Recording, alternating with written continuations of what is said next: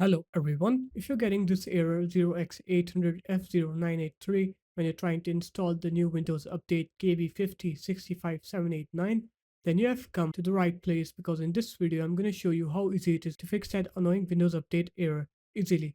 First off, what you're going to do is you're going to open up the start menu, you're going to write here Windows Update, you're going to go into advanced options here, you're going to go into recovery here. Click reinstall now right next to fix problems using Windows Update. Click on OK then, and that will fix your problem. And once you do that, you're going to go ahead and open up the start menu again. You're going to write here command, right click on command prompt, going to run as administrator.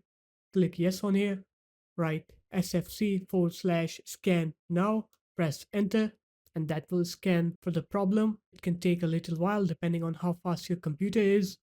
So you'll just let it scan your computer, and once it's done, then you're going to go ahead and restart your computer.